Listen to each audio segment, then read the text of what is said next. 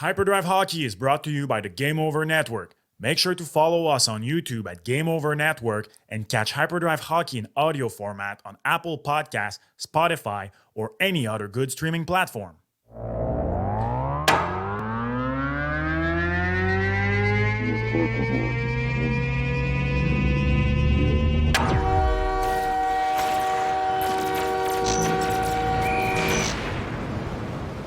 Hello everyone and welcome to another edition of HYPERDRIVE Hockey, a spectacular Thanksgiving weekend here in Canada. I hope you had a good one. My name is Max Vanout and welcome to this third edition of the show. And today again with me, Daph and Max. Daph, how are you doing today? Hey there guys. I just wanted to say happy Thanksgiving and I'm really thankful to have this beautiful podcast with you two. I hope you had a good weekend too. Amazing. Snuck in what might have been the last round of golf of the year. Hopefully there are still two left, but I think it might have been the last one. It was cold where I was, pretty cold, but it was a whole lot of fun. And of course, we are welcoming back today our spectacular, our amazing producer, tech master, Kevin Laramie. Kevin, how are you doing today?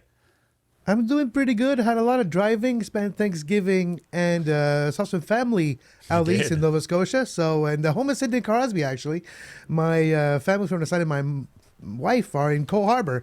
So shout out to Nathan McKinnon and Sidney Crosby because we know they're listening to the show. So shout out. Oh, yeah, they do. They do. And again, as usual, when it's a question of Cole Harbour, Sidney Crosby comes first and Nathan McKinnon comes second. So did you ever... No, sorry. There's a big sign everywhere in town. Exactly. When you come in and out, it says, "Oh, my Sidney Crosby." And then there's little addendums like made of duct tape at the bottom says, "And Nathan McKinnon." No love for McKinnon. Oh, I'm sure Alexander Romanov has no love for Nathan McKinnon this morning. I don't know if you saw the reverse hit, I guess we could call it. Alexander Romanov trying to hit Nate Dogg, and you don't hit Nate Dogg that easily. This is why I personally call him the Incredible Hulk. Tough start, though, for the Colorado Avalanche. We will talk about it in a few minutes. I hope everybody had a good Thanksgiving weekend. It was amazing to watch some daytime hockey yesterday between the Ottawa Senators and the LA Kings. Not my type of game. Not my type of game. I told you I'm a goalie guy. I'm one of the very rare person who, whenever it's a question of more goals in hockey, I'm like... Not necessarily. No. You're not for it? It's not that I'm not for it. But if you give me the choice between a beautiful 3-2 or 2-1 with amazing goaltending and what we saw yesterday between the Sens and the Kings, sign me in for 1-0 between Martin Brodeur and Patrick Roy any day of the week. So in these days and age, give me an amazing matchup between Shesty and the big cat Andrei Vasilevsky any time of the week instead of what we had. It just there comes like even the overtime goal. I mean, the overtime goal. Darcy Kemper, what are you doing? I think I would have scored. I'm not good, by the way. I would have scored. I don't like that. It's entertaining for sure. 15 but it's not, goals is too much. Way too much. It's not the beautiful. If you have 15 goals and they're all amazing, all right, but it was horrible. It was really, really horrible. We will talk about this game. We will talk about anything Canadian hockey. We will talk about pretty much everything going on in the hockey world. We will play a little game today. Daphne will be testing some of my hockey history knowledge. And of course, we will talk about everything Canadian hockey. But first, let's go to the story today.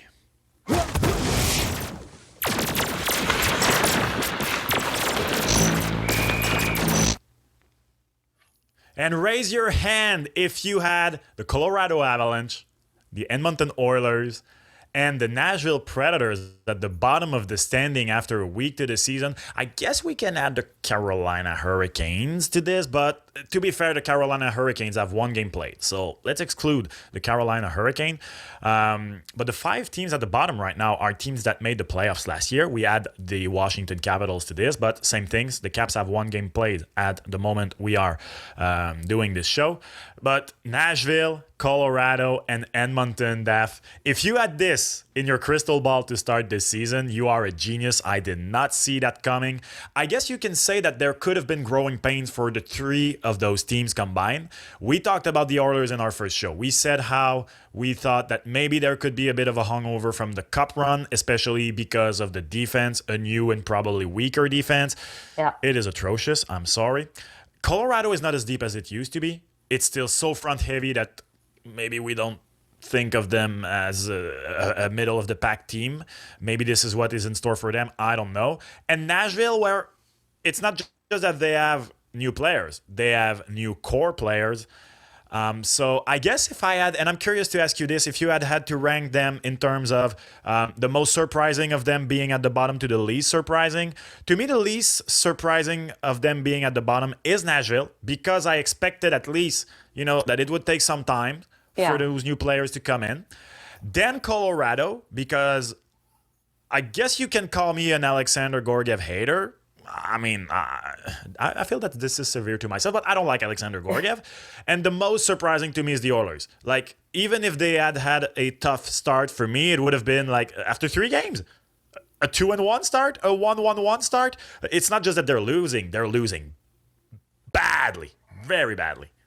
And remember, Max, when we talked last Friday, I was like, okay, there's a game against the Blackhawks and there's a game against the Flames. And that's what's most surprising to me. It's just like they're losing and like 5-2 against Chicago, 4-1 against Calgary.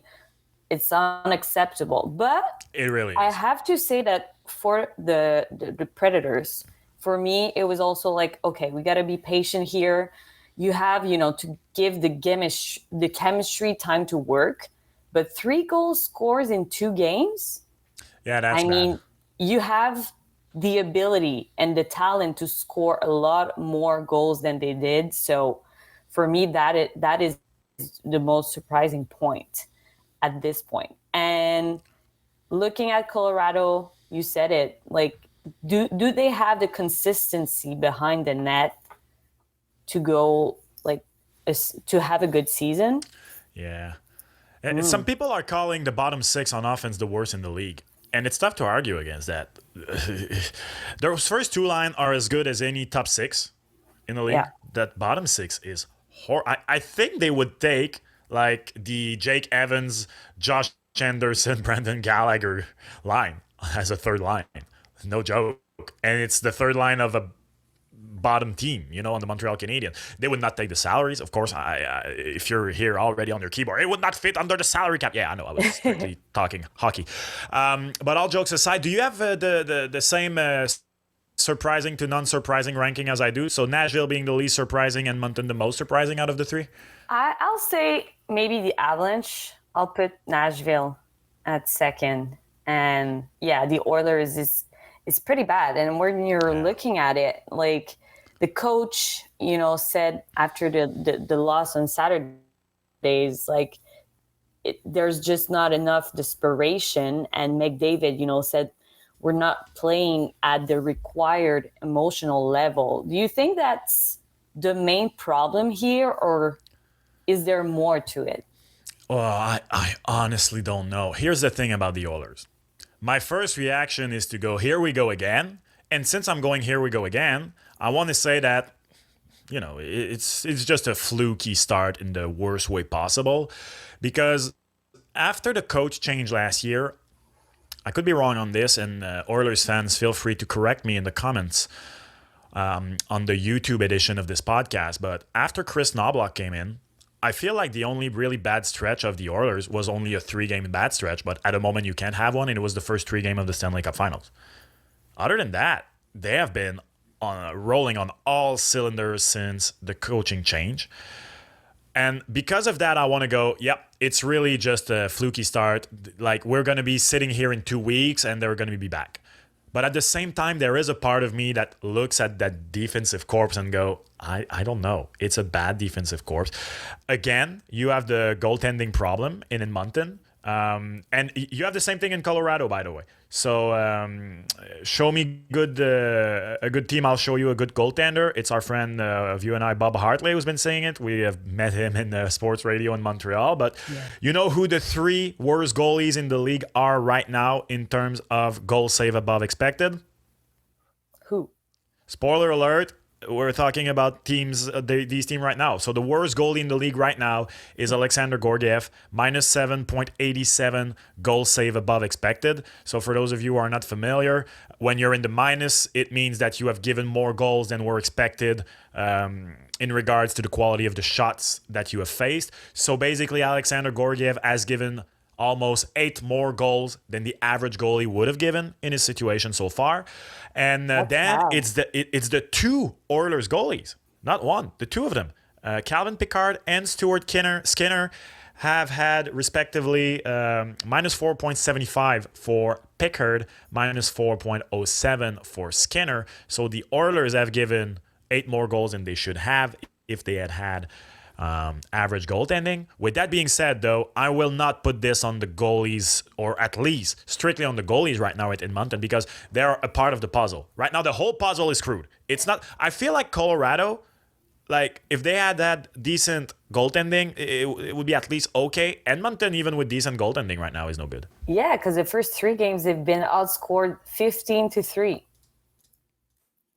And we're talking about like one of the best, like one of the, if not the best offense in the league right now. So like, I mean, the big guns that are supposed to be the driving force of this team right now just not have shown up.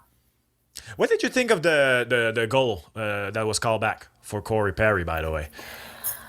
Ooh, I mean, looking back, and we don't have like the video right now, but like when you're looking back at it, is just, for me, like one of his skates is on the line. That wasn't like much of goalie interference there. I think that the second you are in the crease, we're not forced into it, and you touch the goalie, even if it's a soft touch. Yeah. Because let's be real, that was a soft touch. It should be called back. I have no problem with that. If the goalie is ahead of his crease, this is another discussion. Yeah. I think you should leave no room. Exactly. I think you should leave no room to interpretation. To interpretation. When you are in the crease by your own means and you touch the goalie even just a bit, no such thing as did it or did it not impact. No, you touched him in the crease. With that being said, I did not like the explanation. I don't remember the exact wording, but it was something along the line of there was a strong activity in the crease or something like that. Just, he wasn't in the crease, he touched it. That's it. But it was soft. But I think this should be the rule. I'm sorry. There are way too many things in the NHL that are left out to interpretation. And if you don't leave that one out to interpretation, there will be soft goals like this that are not allowed. Do you feel like with this call, it's going to set the tone like for the rest of the season, that they're going to be like maybe like less patient with? No, but I mean, I feel like the tone is already set. Yeah. The Boston goal that was called back against the Habs, I think it was Empus Lindholm, if I remember correctly. But I feel like the past year they have been pretty consistent with that, so that's good. In my opinion, I don't, of course, recall every single goal that was called back, but I feel like there has been consistency. But I'm all up for it. I think that a team like the Oilers that has had a Stanley Cup run should have been able to put that behind them and keep going. But it felt like it was really where the game flipped for them against the Flames in that game. You know, like we saw what the Oilers can do last year. Traditionally, like they seem to thrive on adversity, but this is bad. And like we saw it last year, but now you did like a playoff run until like game 7 of the finals. Like this is like you don't have the same energy. Last year they were off to a bad start and they worked their way through it, but it took a coaching change and a 16 win streak They climbed from the bottom of the Pacific and they got to the second place. Do you feel like, are you confident that they can turn things around Oh, yes. for the second year in a row? Yes, It's just the first week. Like, let's just like, yeah.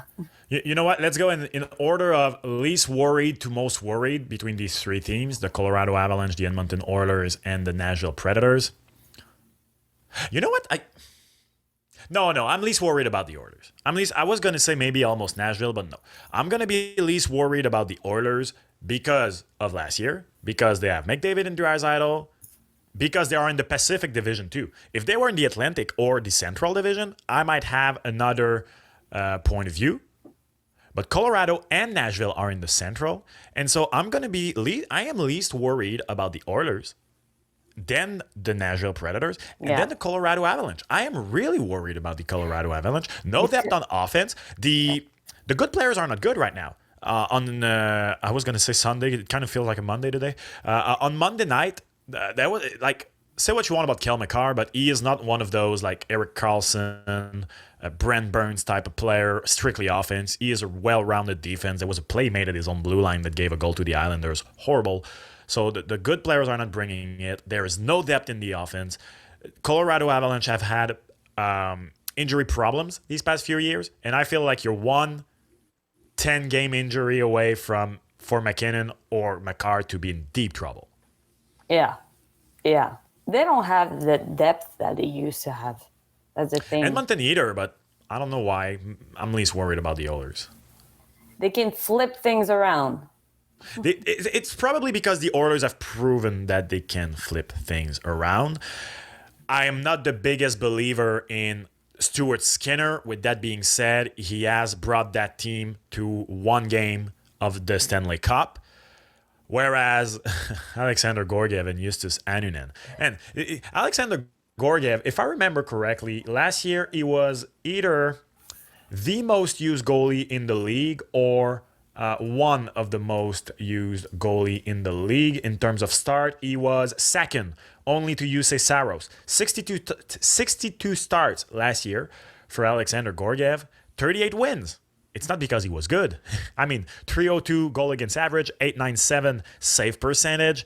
He was not good. There is just nobody else to do the job. Justus Annunen is no better. I wanted Colorado to get help at the goaltending position at the last deadline. I wanted them to get help in the summer. They did not do it. No more depth. I don't know. When Colorado won their cup, what was it now? 3 years ago? 2022, yeah. So I really felt like it was going to be one of at least two. Like they were going to be one of those Pittsburgh Penguins, Chicago Blackhawks, LA Kings of the 2010s in the 2020s. Yeah, me too. Oh, I am so not sure about that anymore. They're going to need a solid reset on the fly. Yeah, now they're like in a weird position. Like, do we need to make big changes here or... Like, I see them moving a lot, like, until the transaction day. Yeah, the market closes. I do not see how Colorado makes a deep push without some significant help at the deadline. The Dallas Stars are too deep. The Utah Hockey Club of Mr. Kevin Laramie are having a hot start. No, there are good teams in the West. There are good, deep teams in the West, and Colorado and Edmonton those teams have always been top heavy. Yeah. But now they are thinner than ever. Nathan McKinnon is not on that beautiful contract that he used to be. Leon Draisaitl is on that last year of that contract that is really good for the Oilers. At least Colorado have won cups to show. Edmonton still don't have one. And I don't know. I feel like I just talked about Chicago, LA, Pittsburgh, and said how I felt like Edmonton and how I felt Colorado was going to be one of those teams. If you had asked me 6 years ago, because not at all time, but in the late 90s, early 2000s, the Dallas Stars, Colorado Avalanche, Detroit Red Wings, and New Jersey Devil combined for I think all the cups over I would say 7 to 8 year span, with Dallas having only one and the other team split things. They were smoky hot. Yeah, in the 2010s, it was the same thing. So LA, Pittsburgh, Chicago combined for 7 cups in the span of, I feel, 8 years. And I think Boston is the only one that got in between those teams. I would have guessed that Colorado, Edmonton, and Toronto would have been those 3 teams that would go on such stretches. And so far, between these 3 teams, they have 1 cup. And we might not want to admit it to ourselves yet, but the players are probably now at the peak of their prime and slowly but surely are going to start going down. I might be a bit early on this. They're all still in their 20s, but Connor McDavid was drafted in 2015. Nathan McKinnon was drafted in 2013. Austin Matthews 2016. Time is starting to show for these teams. Yeah. And just like when it just got to my attention, like the Dallas Stars, and I don't want to like enter in this subject like right now. I would do my research, but like they've been good for quite a long time. Like they haven't been bad like in so long. Anyway. Yeah, I feel like the mid 2010s might be the last really, really bad Dallas Star season. I'm also going top of my head here. Anyway, yeah, that was exactly. just a remark. I have it here. Mid 2010, 17-18. They missed the playoffs and finished 6 out of 7 in the division.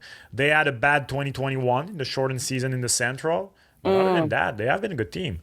The thing about the Stars is they have Miro Heiskanen, who is a very high lottery pick. That's it. They drafted really well that year with Jason Robertson and Jake Ottinger getting drafted later. Yeah. Wyatt Johnson drafted a bit later. Yeah. Their key players were draft steals. And that's the thing, like we're going to talk about the Calgary Flames later on. But when you're a team that gets in the mix, to take the Habs buzzword, and stay there consistently, you need your later picks to become at least like good NHLer. And those teams have not been getting it. And there is the problem of you're trying to win, so you're trading picks. Like the Tampa Bay Lightning are not mad. They traded all those picks and all those assets. They have won 2 cups and went to the Stanley Cup Finals 3 times. So they're not going to be mad at it. Exactly. Yeah. But for Edmonton, they still have no cups. Colorado has 1 cup to show for it. And I'm not worried one bit about Nashville yet. Too early. A team that has brought so many pieces is going to need some times. They have only played 2 games as of yet. One of them, they didn't even have Jussi Saros. So I'm not going to worry about Nashville just yet. Yeah, it's week 1. I mean, it's week 1. Let's see, like week 4. I feel like when week 4 is kind of like you have the substance to just analyze what's the year going to be like. But anyway, we have a show to make. So let's be overreaction season from the start. Yeah, it is that time of the year. But really, with so many powerhouse down, it means that there are some teams that we were not expected that are higher in the standing. And with that in mind, we are coming fully 100% back north of the border to talk about our Canadian team. Let's go coast to coast across Canada.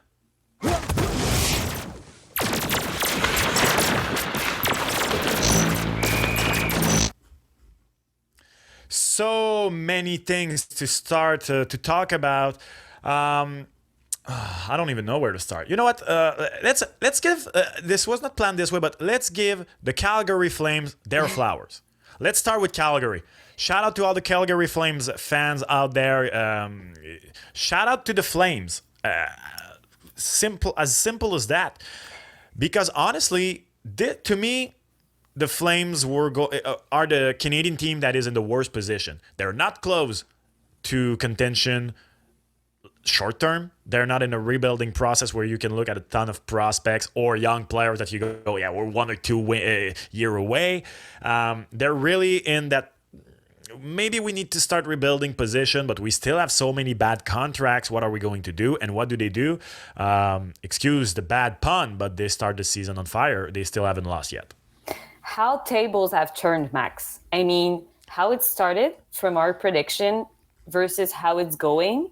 Like, the Jets and the Flames are 3-0, and the Oilers, we all know what a disaster it is. But they were counted for dead from the beginning, And remember what we said on the first show? It was kind of, we took the best ingredients to make a recipe, but it just turned out that we took some ingredients here and there, and there were just like side dishes ingredients. So we couldn't make a 3-star Michelin dish with it. But they are Three Michelin proving stars? us. Damn. I have ambition. I'd like to eat that. That must be good. But when they were traded, it was kind of what we were expecting. We're like, oh, Huberdeau over there, Kadri over there is gonna be amazing. Anyway, it hasn't been, and now look at them. Like the level. What stood out for me is the level of competitiveness that they've shown over and over. It's just like, and when you're looking at the mix of this team, it's just like, it seems that they have good core pieces and now young players that they're on the rise, and it's kind of working out right now. So to me, there are two things that stand out for the Calgary Flames. Number one is Jonathan Huberdeau might be, for the first time since he has joined the Flames, the version of the Florida Panthers version of Jonathan Huberdeau. We just said it's only 1 week, so we're also not gonna see too much into it because Jonathan Huberdeau has shown flash, and I mean he's so freaking talented. Yeah. But right now he has. Is this his comeback year? It's too early. I wish. I hope. I love the guy. Amazing guy. Proud Quebecer. I want him to bounce back. Right now, I mean, the flukiness is he has 3 goals on 6 shots, so he's shooting 50%. So obviously that is not going to stay. But he had, 12 goals, I think, like last year at the top of my head. So he's already at a quarter of that with 3 goals in 3 games. But he has 5 points. This is amazing. Nazem Kadri has 4 points in 3 games. So the players that you had gotten a few years back, that you had paid big bucks for, right now are showing up. And what is crazy to me right now is they're doing this without particularly good goaltending. I mean, Dustin Wolf and Dan Vladar are not bad whatsoever. But you look at the advanced stats, and they're both Dustin Wolf has 0.17 goals save above expected in a game. So basically, he has done what would have been expected of him in the situation. Dan Vladar right now, not particularly good. He has 2 wins, obviously, but he is under 900 save percentage. He has given up close to 3 goals per game.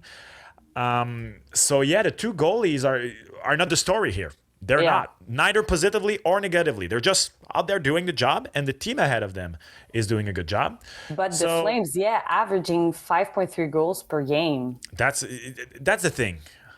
I feel like this is fluky. Yeah, it's not. I hope I'm wrong. I don't see this being sustainable.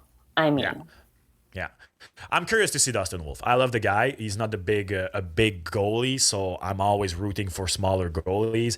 The guy has more than paid his dues in the AHL, becoming the only goalie in history of the AHL to win back-to-back Goalie of the Year award because they couldn't pull him up because they still had Markstrom. They signed Vladar.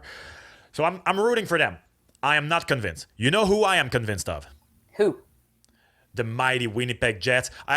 You know what? I'm going here full on. I don't care. We just said no overreaction. This is week 1. Yeah, no, on this one, I'm going to admit, I would like to formally apologize to the whole province of Manitoba, to Winnipeg. This team is just as good as last year. This team is well coached. This team has a system in place. This team has, right now, the best goalie in the world in Connor Hellebuck. If you ask me right now, I'm still an Andrei Vasilevsky guy. I'm still going to hesitate and pick Vasilevsky number 1 if you ask me to win 1 game tomorrow. But for the last year, the best goalie in the world has been up north. He's been in Winnipeg wearing number 37, and it's Connor Hellebuck. He is amazing. He is second in the league for goal save above expected right now. He has not given up more than 1 goal per game. The game again in Edmonton was amazing, 6-0, but the 2 games after that, these are Winnipeg Jets games. Beautiful 2-1 games, bang, we give nothing, we're in your face, we're big, we're strong, we're not nice, we're mighty. I was wrong. I was wrong. This team is going to be just as good as last year, I feel like, unless Hellebuck gets injured, like touch some wood somewhere. But this team is as good as last year. Have we underestimated like the power of Jets' identity and just like we have the way they played? We talked about it on Friday, didn't we? Wondering if they could be the Boston Bruins of the West in that regard. Yeah. As you said, they're like big, tough guys playing big, hard hockey, and it's working right now. Can it be like I feel it can go along for quite a part of time of this season. I don't feel like this tumbling down and just like falling apart. For me, it's just like it's a well-balanced team. You know why I feel this is sustainable? The Winnipeg Jets in 22-23 needed a very strong end-of-season push led by Connor Hellebuck, who I would have to check, but we talked about it last episode. I feel like he played something like 20 of the last 21 or 22 games, and they were the last team in the playoff. Then last year, the Winnipeg Jets were in it all year long to win the Central against much more expected teams, Dallas and Colorado. They finished second, and they closed the year on an 8-game winning streak. And so I think this is the Winnipeg Jets. I think what we see is what we get with that team. I think they're going to battle the Dallas Stars against all year to win the division. I feel like they would need to make moves at the deadline like they did last year, bring depth at forward especially. But this is a beautiful big team, and they're just as good as they have shown. I mean, 10 goals for and 2 goals again after 3 games. Yes, 6 of those goals came in 1 game. So I don't expect the goal for, to stay this high, but the goal against will stay this low. And I'm going to start rooting for Connor Hellebuck to go back-to-back for the Vizina. Like, I might just do that. I'm going to do a t-shirt for you, Max. Like, rooting for Hellebuck. I can't believe I'm rooting for the Jets because... Yeah. Okay, I'm gonna say they're not like a sexy team. I feel like, yeah. You know me, Daph. You know what I love other than goalies? Sports fashion, right?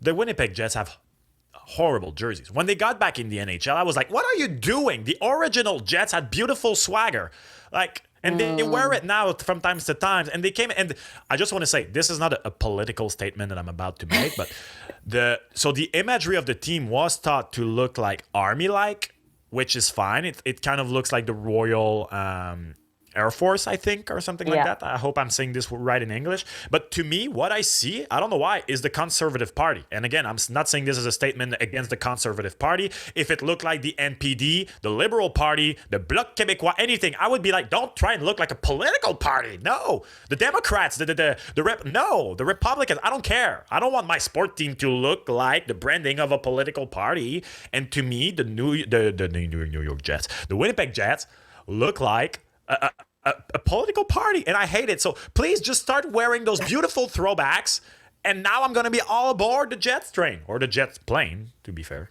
That's why I was saying, like, it's not a sexy, it's really like, it's classic. It's and the way that the team is made also, it's just like, it's not flashy, it's just like good hockey, well-balanced, strong, hard hockey, plus their uniforms is really conservative.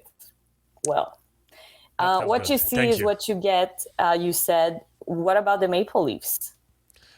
What about the Maple Leafs? The Maple Leafs might be the happiest team in hockey right now. What I mean by this is they're a non-story right now. Austin Matthews doesn't have a point yet. Non-story.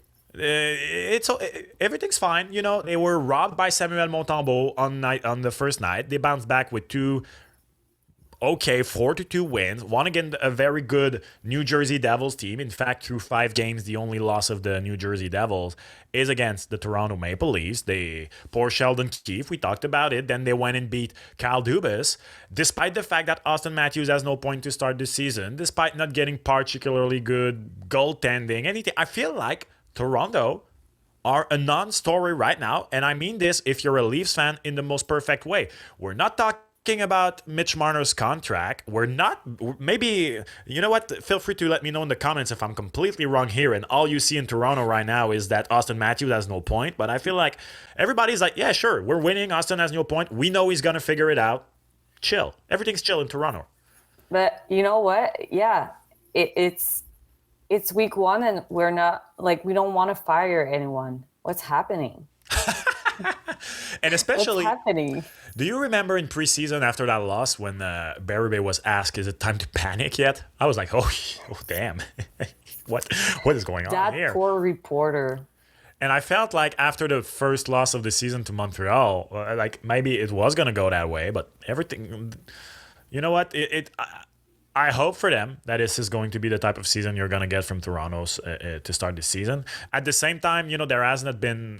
well, they lost to the Habs, yeah. I was going to say they have not played like the real teams that they're going to rival with to win the Atlantic. Boston, Florida, and Tampa. I mean, a very, very short parenthesis to say that, have you watched those two Boston-Florida games? Those were playoff games. That was amazing. The opening night and then on Monday night again. I was going to say Sunday again. It was harsh, man. I can't wait to see the Leafs in those games. And if they look soft in those games, the narrative is going to change. But for now, you know what? All right, Toronto, we see you. You're doing your thing. Austin, no point. But reuniting Domi and Nylander just like paid off right from the start. Max Domi at the top of the point getters for Toronto. Lead scorer. Oh, my God. Yeah, but you know what? Who would you rather be right now? Connor McDavid or Austin Matthews? You want to be Austin Matthews. No point? So what? We're 2-1. The game we lost, we should have won. We all know it. Everybody knows it. I think that even the biggest Habs fan knows it. If you don't admit that, well, you're delusional. I'm sorry. I'm sorry. Delulu. Speaking of the Habs, tough game against the Pittsburgh Penguins after an amazing one against the Ottawa Senators.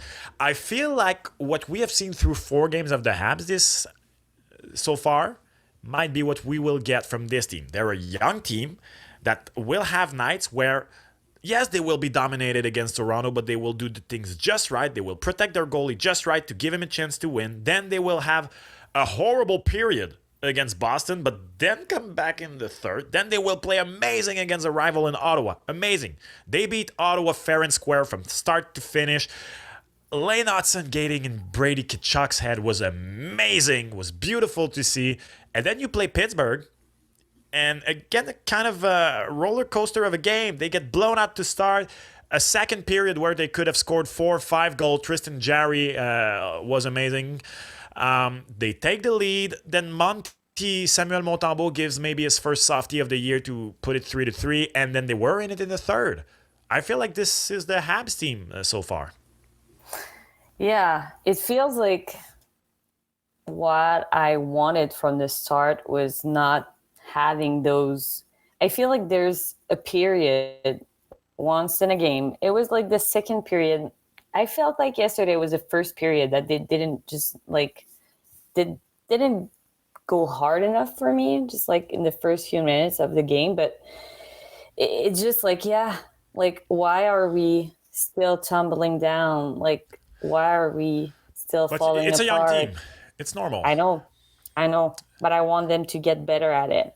Yeah. And, I mean, were you, like, people were shocked that Sam Montembeault didn't get, like, the second game, like, as a starter.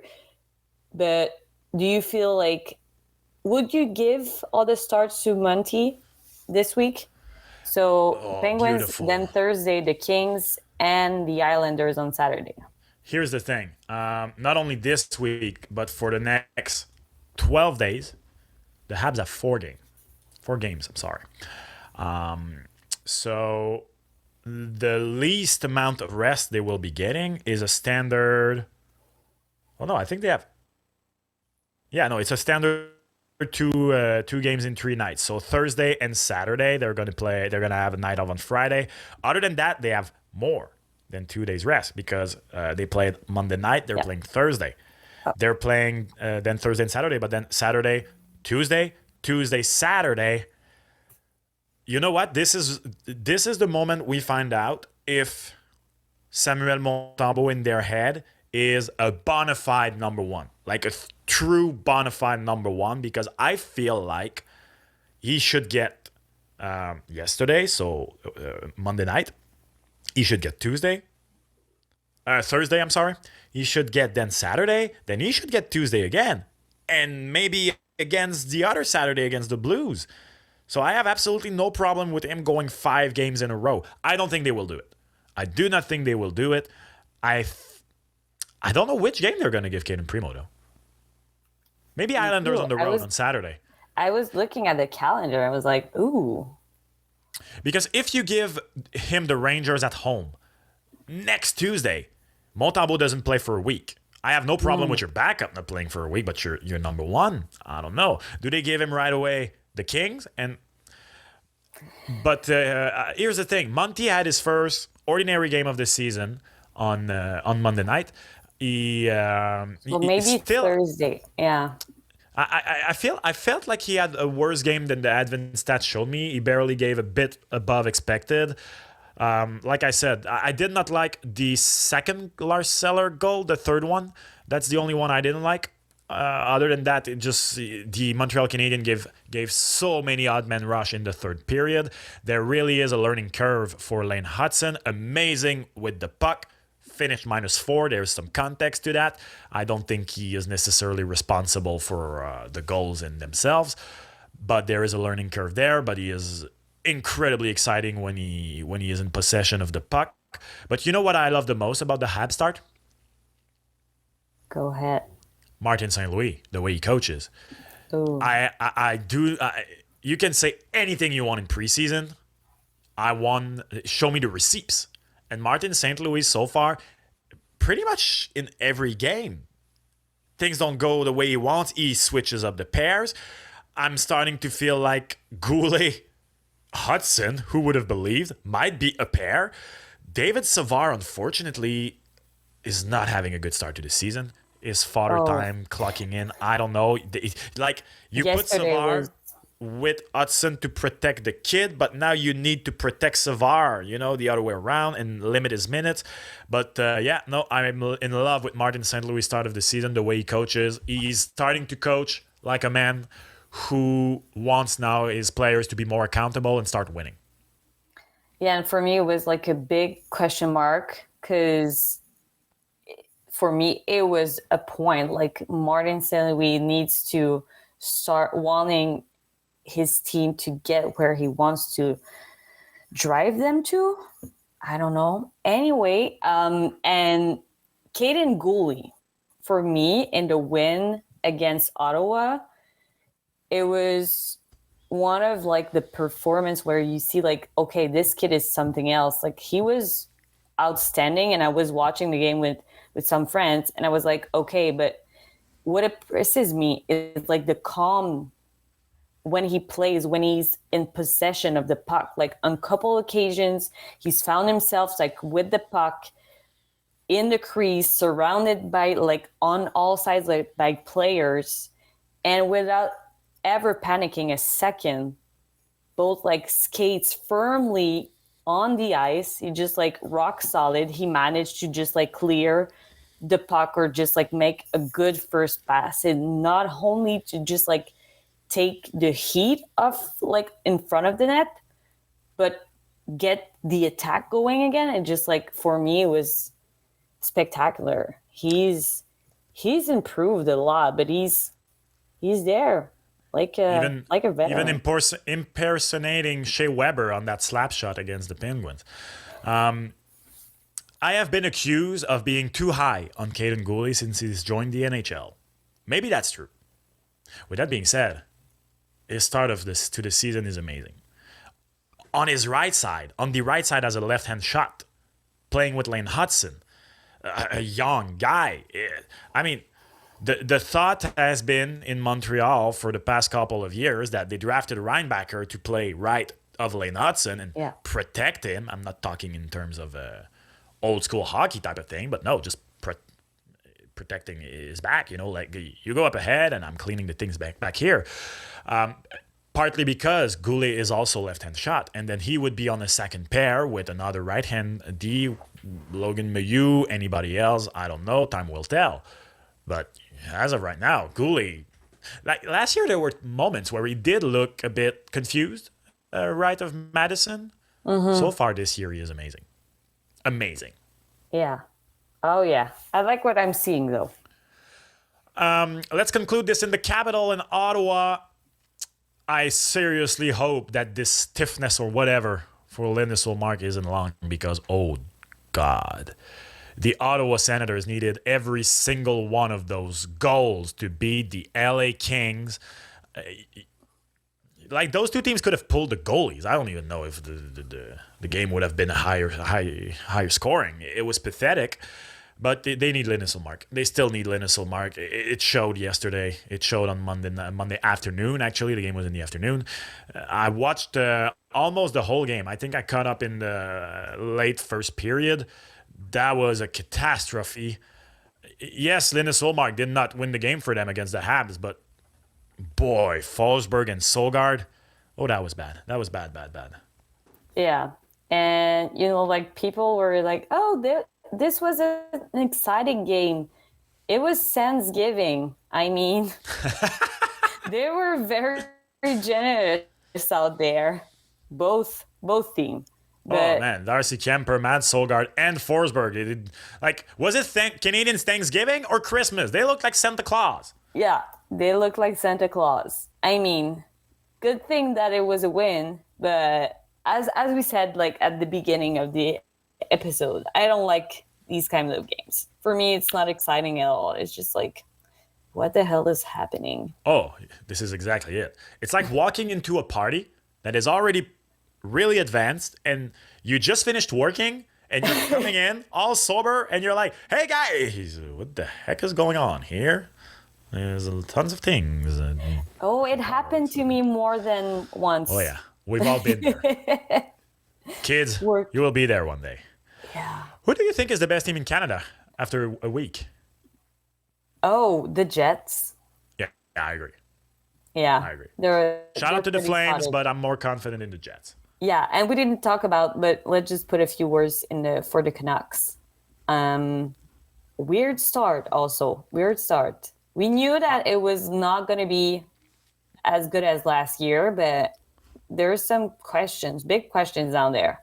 Yeah. Is Elias Pettersson has to, really push himself?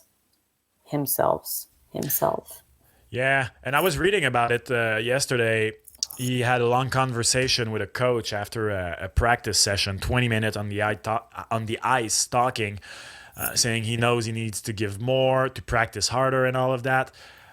So there is that regarding the Canucks, but also Artus Shilovs, who was impressive in the playoffs. I talked about the three worst goalies in the league earlier on, the Edmonton goalies and Alexander Gorgiev. Well, just shy of the podium is Artur Shilovs with minus 3.85 goal saves above expected. So they're not getting good goaltending, but this is a rocky start to the season for the Canucks. Not as tough as the Oilers, of course. Like they went to overtimes twice. They were on the wrong end of a comebacks against the Flames, but they're gonna need to figure some things out. Complete opposites. The Jets, the Flames, and Oilers, Canucks. No, I'm not too sure about what's going on there. True. But it's week one. Well, I was gonna say I'm not worried about the Canucks. I am worried about the Canucks. We don't have a timeline for Thatcher Demko. That's the problem.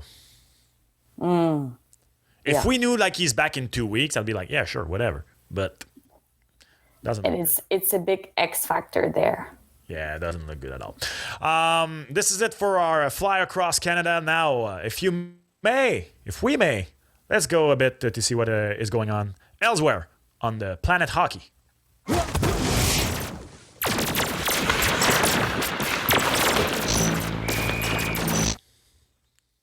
When everything goes bad, everything goes bad. Yes, we are talking about the Buffalo Sabres, who finally won a game. But a big fight between Peyton Krebs and team captain Rasmus Dahlin at practice started off with an open ice hit in practice. A solid fight. I was worried, Daph. I was really worried. Here's the thing. I am not one who cares that much about fights in practice. It happens. Tempers flares. The team starts no good. But there seemed to be bad blood there. Like the open ice hit, like solid, like real fighting. And then Peyton Krebs posted a story on Instagram with him and Dahlin going like a captain. I don't remember what the caption was, but like, a funny little thing to go like, yeah, sure, everything's good. So that did calm me a bit. But at first I was like, oh, there's more than meets the eye here. Like I said, I usually don't give a damn about in practice fight. That one looked bad. It was the way that it happened. Like the hit. Like you don't get to do that to your teammate. Like it is bad. And I hate that people are saying like, oh no, it's good for leadership. Wait a minute. It's not the same thing as just like, exchanging couple of coups here and there. It was the hit that was really, really surprising. And the fierceness of the fight, it was... They were just like, they were not yapping and just like, okay, we're going to just like get this over with. It was like hatred. It was, I don't know. Like, I don't know what's happening, but doesn't it good? And the weird thing is, Dahlin hit him, so with the open ice hit, and he went after him. Yeah. It's not like Krebs was like, hey, fuck you. I'm going to go after you. That was Dahlin. Something happened earlier and Dahlin wanted retribution. But like I said, I'm going to give him the benefit of the doubt. Sometimes maybe it's the type of thing that can turn things around. Yeah, whatever. But going that hard? Yeah, exactly. There's something behind it. If there wasn't a little Instagram post by Krebs, I would have been here today saying, me not likey. But... And you know what I don't like also? And I'm not going to go like a long time over there. But it was the comments under Jessica Campbell's first game, like every post. I mean, people... I don't know. I felt like it was a good thing for hockey that Jessica Campbell got her first game with the Seattle Kraken, and just seeing all the comments that were so, it was infuriating. And I mean, people just like think about what you're saying under those comments. Just like it was awful. And seeing comments like, oh yeah, she's gonna go after the boys in the room. Like, oh no, please. This is 2024, people. So I'm not gonna go long, but like, please take a moment before you comment something like that. Please. This is very disappointing.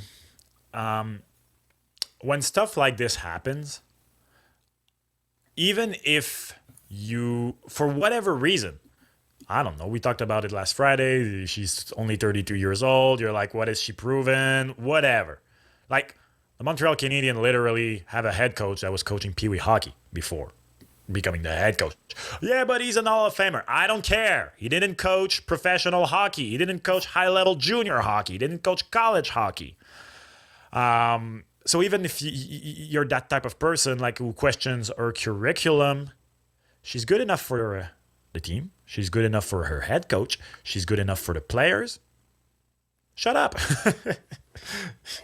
You know nothing. Like, you don't even know like her pedigree. Shut up, Jon Snow. Yeah, absolutely. Whatever. That was my little... No, but I fully understand. It's very disappointing. Extremely disappointing. I want to bring in Mr. Kevin Laramie in the discussion right now because on the first show, he went all in with his bold prediction, placing the Utah Hockey Club not in the playoff. I thought that was my bold prediction. Then Kev came in. No, he has them winning at least one playoff series. And after a week, Mr. Kevin Laramie looks like a goddamn genius because Utah Hockey Club is 3-1. They're sitting third in the Central Division, and they are looking good. They're looking fresh, young, exciting.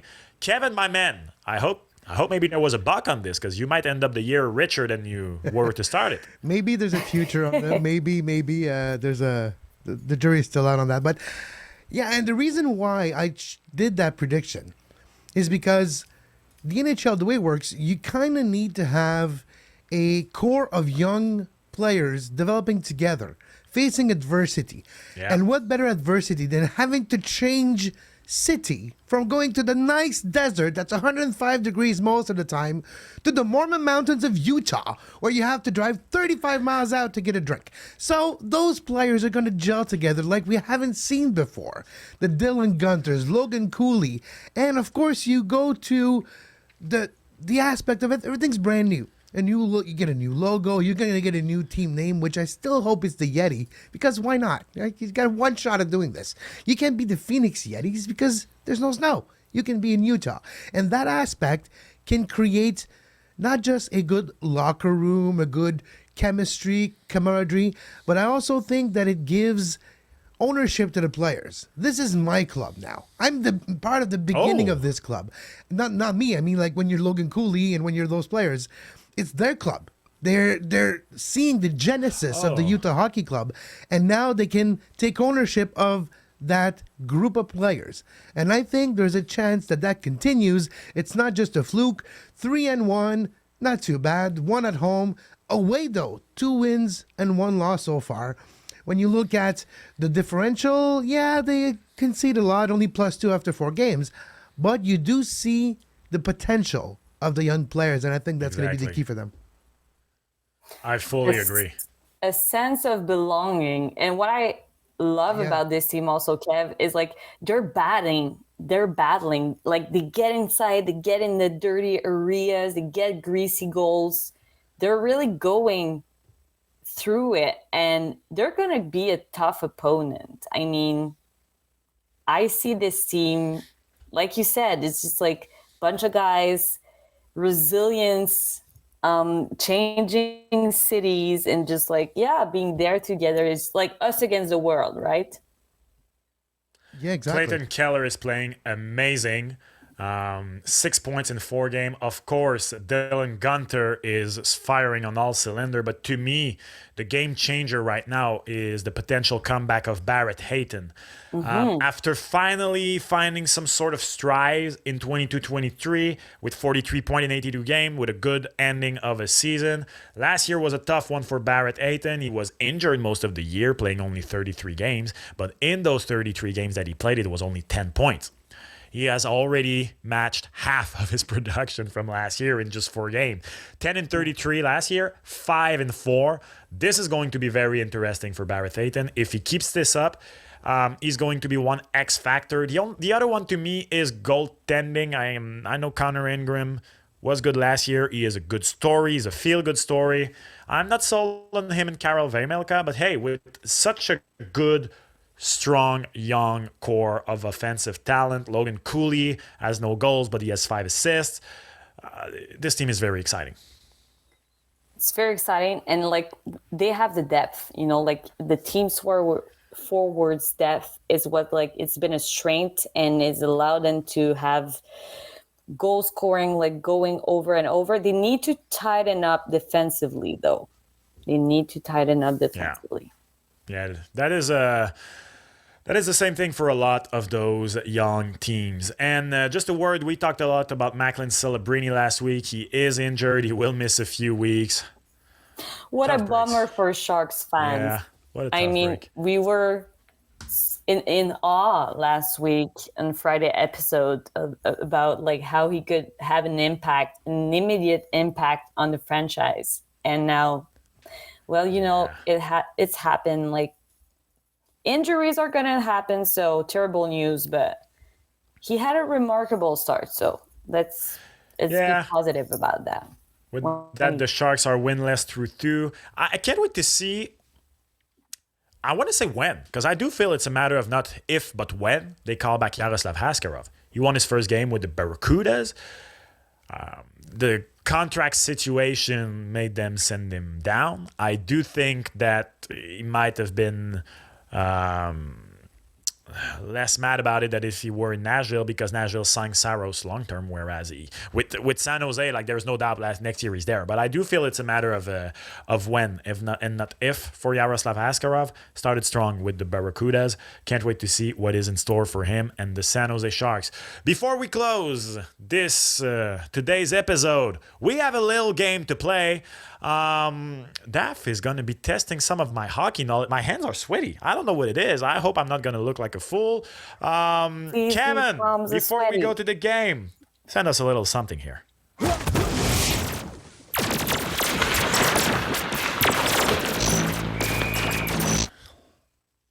All right, my hands are sweaty. Daph, go ahead. What am I going to have to do here? Okay, I need you to, name the Maurice Rocket Richard Trophy winner. Oh, damn. Going down to, I feel like you can go to the year 2000, but I'm going to challenge you. So, oh my God. Oh, well, you know what? If we're going to do this, let's go back to 1999, because it's the first year it was given. So if we're going to stop at 2000, let's go to 1999. Do I go chronologically or dechronologically? Dechronologically. Oh, no. Oh, man. Okay, no. so no, it's okay. It's okay. Last year. It's okay. It's okay. No, I feel like it would have been easier for me going the other way around. Okay, but you can do so. You can do so. But it's okay. Okay, 1999. What was it? It was Selani. He was the first winner. Okay, 1999 to 2000. Then Pavel Bure went back to back. So 2000 and 2001, it's Bure. Yeah, with the Florida Panthers. Then it was 2002, it's Jerome Iginla, because it's the year that... Thank you. I know this one because it was the year José Theodore won the Vezina and the Hart, and Flames fans are still mad Iggy didn't win the Hart Trophy. Okay, fair enough, but people, go and look at the Habs team that Theodore carried to the playoffs that year. I rest my case. Thank you. He said it. So that's 2002, right? Yeah, absolutely. Then? So I know 2004 was a split year, but before, so that means that, and that was the last year before lockout. So 2003 was Milan and Duke with Colorado. Absolutely. Wow, you're good, man. You're good at this. 2004. So, like I said, Rick Nash was one of them that won, but he was not alone. Absolutely. He won it with Kovalchuk. With the Atlanta Trashers and okay. So, well, thank you. I was gonna say, was there somebody else that year? Because I know there is a year there were 3. Iginla has 2, so it has to be Iginla. Yeah. Oh, good Lord. Yeah. Okay. Oh, wow. Okay. Oh, wow. It's amazing. I mean... Okay. So now I know I'm getting to at least 2015 from now on, because the late 2000s are easy. 56 and 06 for Mr. Jonathan Chichu. There's nobody in 05, before somebody wants to grab me here. Nobody in 05. 56 and 06 for Chichu. Joel Thornton comes in. Jonathan Chichu scores 56 and then leaves, I guess. 07 is Vinny Lecavalier. Absolutely. 2008 is Ovi's first. Yeah.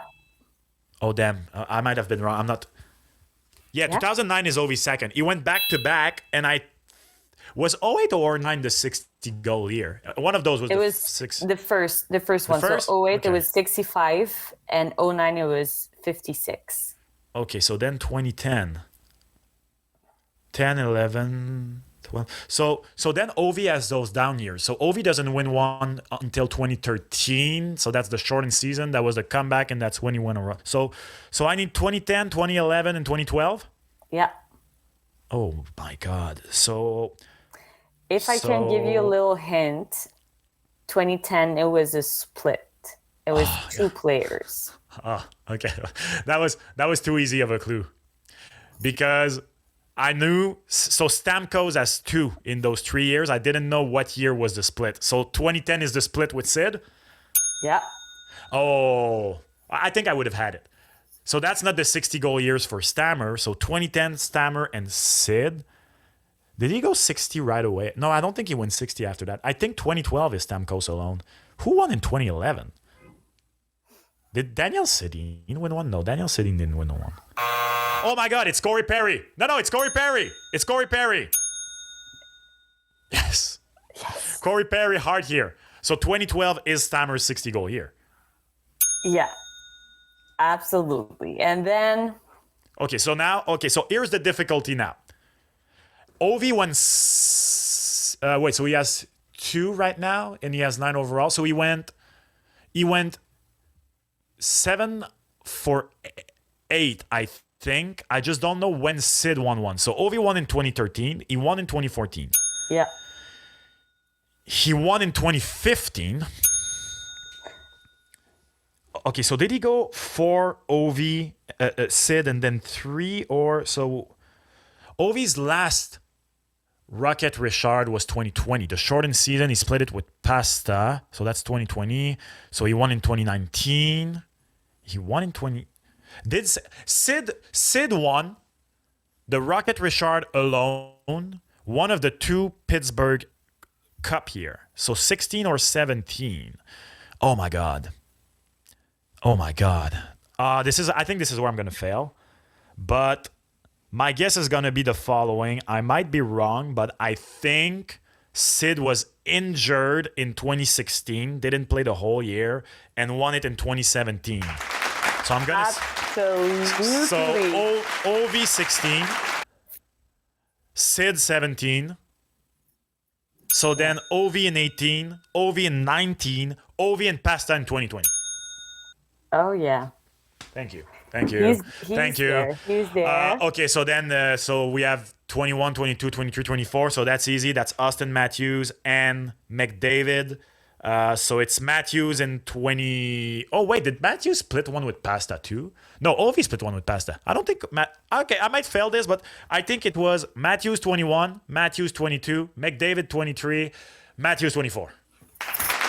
Brava. This is your boy Max right there. Amazing. Yeah, I wish that my memory was filled with more useful stuff like the cure for cancer or... That's so not useful. It's more useful than my memory just like remembering your third cousin name. Oh, I suck with names too. This is... We all have different memories, but that was very good. Like, I'm super impressed. I mean, I would have met not the early 2000, like, it's funny. I don't know why, but to me, it really was this. The tough part was really what years did Ovi win and not win. It's crazy. That's why if I had gone the other way around, I don't think I would have failed at some point, I think. Because it's easier for me to go all the way back than I don't know if you understand what I mean. Yeah. Yeah. Decreasing is hard. But You have any I'm really impressed. You have any quizzes, ideas? You want to take part in a quiz? You want to challenge me on some sort of quiz like that? Feel free to send us an email at HYPERDRIVEHOCKEY, all in one word, HYPERDRIVEHOCKEY@gmail.com. Every Friday episode, we are taking your comments. So you want to send a question, a comment, HYPERDRIVEHOCKEY@gmail.com. You can send us a video. You can tag us in a video on X, on Instagram, slide in our DM at Vanulicious, at Daphne Malbeuf. We will bring in video question, video comments too. But if it's easier for you, hyperdrivehockey@gmail.com. And you want to challenge me or Daph on a knowledge stuff type of quiz, feel free to do so. Say I want to challenge somebody at hyperdrivehockey@gmail.com. Daphne Malbeuf, thank you so much for today's episode. It was amazing. Thank you so much, Max. See you on Friday. and Mr. Kevin Laramie behind the console, and the #1 Utah Hockey Club fan in Canada. Thank you again, Kevin, for today's show. Hey, I just want a jersey, okay? And we will talk to you. Yeah, we will figure. Don't worry. While you were talking, I opened an NHL shop, and we're gonna figure something out. You're gonna get something for Christmas. Just know that it's. We will make sure that Kevin Laramie is well tarped in Utah hockey clubs. Well, would you want some Utah Hockey Club gear, or you would want to wait for the full branding? I would get Utah Hockey Club because then it'll be like collectible. It'll be hard to find. Yeah, exactly. That was my thinking too. It's going to be. Vintage really quick. Yeah, but, something like UHC, baby. Utah Hockey Club, UHC, baby. Beautiful. Thank you so much for being here. Follow us at Game Over Network on YouTube. Give Hyperdrive Hockey a follow on Instagram. Not on Instagram, on Spotify. We will have an Instagram soon. On Spotify, Apple Podcasts, or anywhere you stream your podcast. And we will talk to you on the next episode of Hyperdrive Hockey. Thank you, everyone, and talk to you soon.